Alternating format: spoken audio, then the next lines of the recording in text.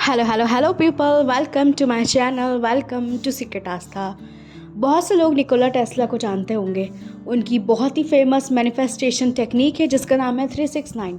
लेकिन आज के वीडियो में मैं आपको निकोला टेस्ला और 369 के बारे में नहीं बताने आई हूँ, बल्कि ये बताने आई हूँ कि निकोला टेस्ला ने क्या कहा है हाई वाइब्रेशन के बारे में। निकोला टेस्ला कहते हैं कि यूनिवर्स का सीक्रेट अगर आपको जानना है और आपको यूनिवर्स से कनेक्ट होना है तो आपको यूनिवर्स सिर्फ आपकी फ्रीक्वेंसी और हाई वाइब्रेशन से ही जानता है।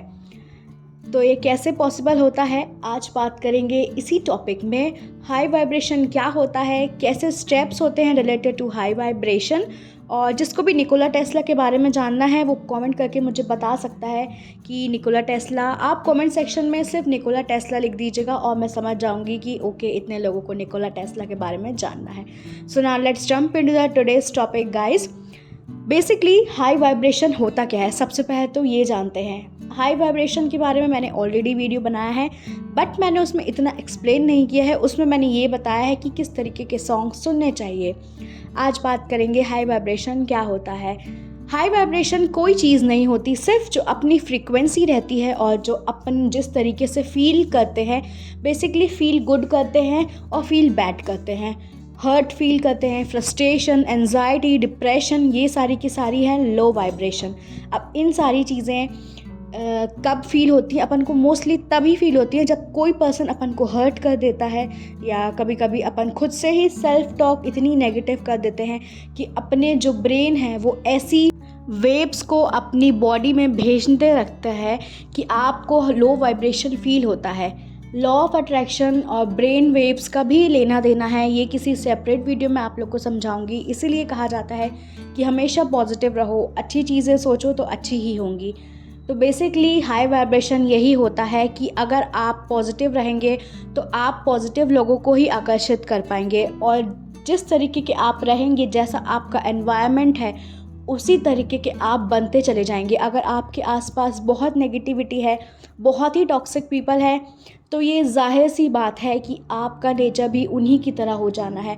और उसी तरह अपोजिट ये है कि अगर आपकी एनर्जी बहुत अच्छी है और आप फील गुड करते हैं, छोटी छोटी चीज़ों को लेके बहुत एक्साइटेड रहते हैं, किसी बड़ी मैनिफेस्टेशन का, किसी बड़े सपने का इतना ज़्यादा इंतज़ार नहीं करते, बल्कि छोटी छोटी ज़िंदगी की खुशियों का मज़ा लेते हैं, उसी चीज़ को कहते हैं हाई वाइब्रेशन। तो अब बात करते हैं कि हाई वाइब्रेशन में कैसे रहते हैं, कौन से बेसिक वो स्टेप्स हैं जो हाई वाइब्रेशन में रहने में आपको मदद करते हैं। सो यहाँ मैं सबसे पहला स्टेप जो करने वाली हूँ वो है डोनेट। अब बेसिकली ये जो स्टेप है, डोनेट का मतलब होता है दान देना। तो ये बहुत से लोग शायद इस चीज़ में ऑब्जेक्शन भी उठा सकते हैं कि मैं खुद ही ये चीज़ मैनिफेस्ट कर रही हूँ या कर रहा हूँ, तो मैं ये डोनेट क्यों करूँ। तो मैं यहाँ पे वो चीज़ डोनेट करने नहीं कह रही हूँ, मैं कह रही हूँ कि अपने पास इतने कपड़े रहते हैं, फॉर एग्ज़ाम्पल अपन उस कपड़ों को डीकल्टर कर सकते हैं। कुछ ऐसे कपड़े होते हैं जो अपन को नहीं पहनना है, या कुछ ऐसे कपड़े होते हैं जिनको अपन ने इतना पहन लिया है कि अब अपन उनको पहन पहन के बोर हो गए हैं। उन कपड़ों को निकालो, किसी अच्छी जगह पे उसे जाके डोनेट करो। आजकल तो जगह जगह बहुत सी अच्छी चीज़ें खुल चुकी हैं कि आप वहाँ पे खाली कपड़े ही रख दीजिए, तो जो भी नीडी पर्सन हो वो कपड़े वो ले जा सकता है। तो जब आप ये छोटी छोटी चीज़ें डोनेट करेंगे, फॉर एग्ज़ाम्पल कभी कभी आपका बर्थडे है मान लीजिए, तो अपनी फैमिली के साथ सेलिब्रेट कीजिए और शाम का थोड़ा वक्त निकालिए, कुछ केक्स और कुछ बिस्किट के पैकेट्स उन नीडी बच्चों को दीजिए जिनको इनकी ज़रूरत है।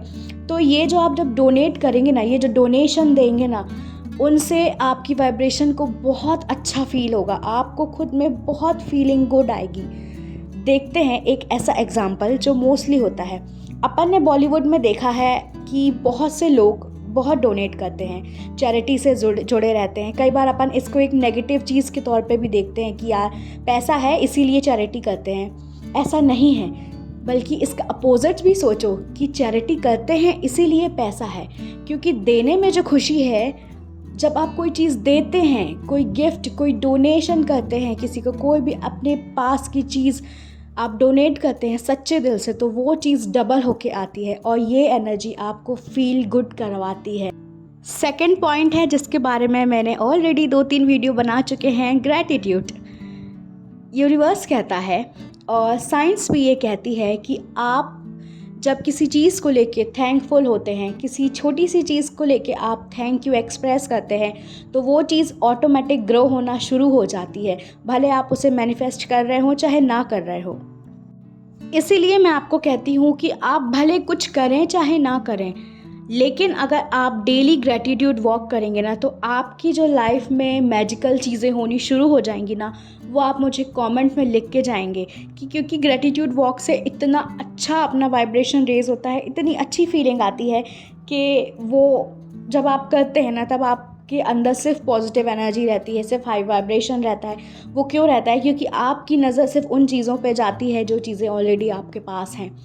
अब यहाँ पे कुछ लोग ऐसे भी हैं जो कहते हैं कि मुझे ग्रैटिट्यूड वॉक करते टाइम फील ही नहीं आता।